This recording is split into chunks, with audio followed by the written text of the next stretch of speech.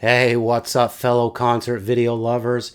Today we will be going back to take a look at Tom Petty and the Heartbreakers from Gainesville, the 30th anniversary concert DVD. So it comes in a thin cardboard case with no booklet, but the inside sleeve and the back cover shows a set list, DVD credits, and a few photos. Stick around until the end and I will display the full set list for this concert. So, growing up, Tom Petty and the Heartbreakers were never really a band that I felt compelled to buy every album from or to go see play live, really. When their breakthrough album, Damn the Torpedoes, came out in 1979, I became a much bigger fan through the sheer will of the excellent hit songs that were played constantly on every rock radio station at the time, such as Refugee and Don't Do Me Like That. Over the last few decades, my appreciation of Tom Petty's music and live video performances has grown significantly, and this 30th anniversary concert video only hammers that point home. One of my biggest regrets is never having seen Tom and the Heartbreakers play live, especially now that Tom is no longer with us. From Gainesville, the 30th anniversary concert was recorded on September 21, 2006 at the O'Connell Center at the University of Florida in Petty's hometown of Gainesville, Florida. They kick off the show going all the way back to their second album, 1978's You're Gonna Get It, with Listen to Her Heart. You are immediately struck by not only how great this DVD looks and sounds, but also how great this band sounds live. Considering how big Tom Petty became and the huge success he also had as a solo artist, it amazes me that he continued to play with the same group of guys that made that debut album in 1976. The only one missing here was original drummer Stan Lynch. So Petty had just released his third solo album, Highway Companion, a few months prior to this concert, which was produced and co-written by Jeff Lynne of ELO fame, and they would play two songs from that album. Saving Grace has a cool retro 60s kind of vibe to it, and features some nice clean guitar work mixed in with Mike Campbell's excellent slide guitar flourishes. Down South is a more laid-back, Bob Dylan-esque country ballad with great lyrics that create some wonderful imagery. They also played a few cover songs, Bo Diddley's I'm a Man, Fleetwood Mac's Oh Well, and Van Morrison's Mystic Eyes. Now, I can understand bands wanting to do this, especially when it's a special occasion like this concert, but when you've got tons of big hits and classic songs of your own that your fans are just dying to hear, then 3 cover songs is really 3 too many for me. Fortunately, the rest of the set is filled with Petty classics, including the opening 4 numbers, Listen to Her Heart, Mary Jane's Last Dance, I Won't Back Down, and of course, Free Falling, which immediately set the stage for this being one extraordinary concert video. After a couple of covers I had already mentioned, things start to get really interesting as Petty and the boys tackle the Traveling Wilburys' biggest hit, Handle with Care. Petty handles the George Harrison verses perfectly, while the Roy Orbison sung I'm So Tired of Being Lonely bridge section was sung spot on by Scott Thurman.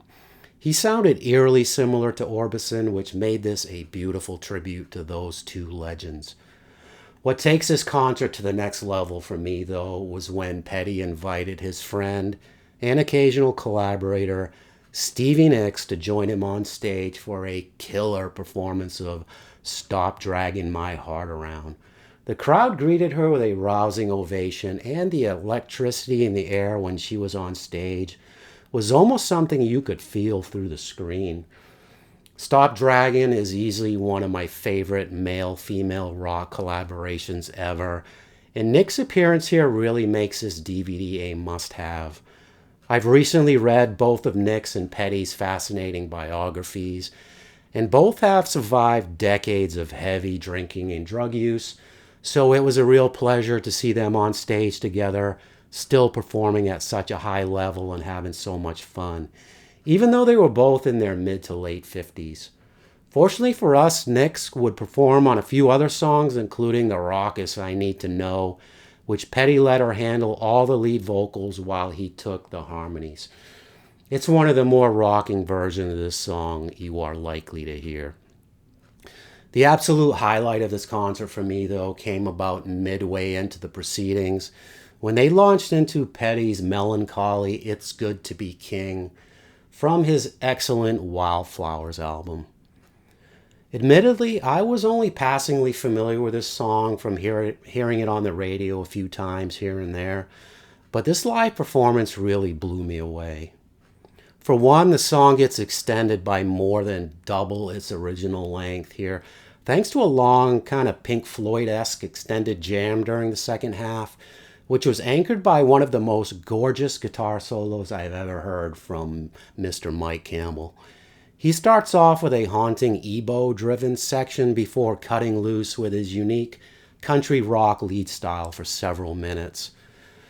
Petty and Campbell then meet up on stage to trade guitar licks in a way that only two masters with a psychic connection, really, from decades of writing and performing together can only muster. The second half of the set finishes even stronger with several of Petty's biggest hits. Learning to Fly shows how Petty was the master of writing a simple, repetitive chord arrangements that suck you in and never get old. Free Falling was the same way.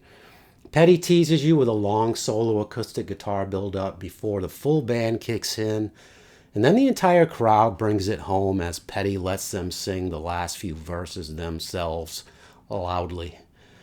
Don't Come Around Here No More has an earthier vibe live, with real drums replacing the distinctive electronic drum track of the ethereal, psychedelic-sounding original, and it sounded grand here. Producer Dave Stewart from the Eurythmics wrote the song after a night of partying at Stevie Nicks' house that turned into a coke and alcohol-fueled scene out of Alice in Wonderland or something. Nicks was in the middle of a breakup with Joe Walsh at the time, and when Walsh showed up the next morning, Stewart heard Nicks kick him out saying, "Don't come around here no more." And how cool is it that Nicks sings backup on this song here too? During You Wreck Me, Tom and the band basically morph into the damn Allman Brothers with an extended middle jam section that Petty eventually brings way down to a whisper before exploding into the kick-ass ending chorus section. To close out the show, they go all the way back to the debut album for the jangly guitar anthem American Girl. Stevie Nicks returns to the stage dressed in her trademark feathered black top hat to add some harmony vocals and tambourine to the mix, and the crowd was on their feet the entire time and eventually gave a standing ovation, well deserved. The overall production quality of this DVD was outstanding. Dolby Digital 5.1 surround and LPCM 2.0 audio tracks are provided, and they are mixed perfectly to allow each instrument and vocalist to shine through clearly and also provide a perfect live feel. The picture looked excellent for a 20-year-old DVD, but the detail and clarity is not quite HD quality. The camera work is what really puts this film into top-tier status, though. Director Joe Thomas provided an abundance of great camera angles from every distance to provide a very intimate experience with the band while also perfectly capturing the energy of the hometown crowd and the magnitude of this show. Unfortunately, there was no bonus material included, which is a little surprising since this being a 30th anniversary special and all. His excellent Running Down a Dream documentary film was released around the same time, though, and should be able to scratch your itch for this type of material. The set list shown here featured 20 songs, and the total runtime was 116 minutes. As for my ratings of this concert DVD, my overall production rating is an 8 out of 10, and my overall performance rating is a 9 out of 10. So from Gainesville, the 30th anniversary concert is a powerful reminder of Tom Petty and the Heartbreakers' enduring brilliance both as musicians and live performers, and serves not only as a celebration of Petty's incredible career, but also as a heartfelt tribute to a truly legendary artist. All right, that's it for me today. Let me know your thoughts on Tom Petty and the Heartbreakers from Gainesville, the 30th anniversary concert, in the comments, and please don't forget to like and subscribe for more. Please also support this channel by using the Amazon Associates links in the description for some of the DVDs and CDs I mentioned in the review. Thanks, and catch you guys next time.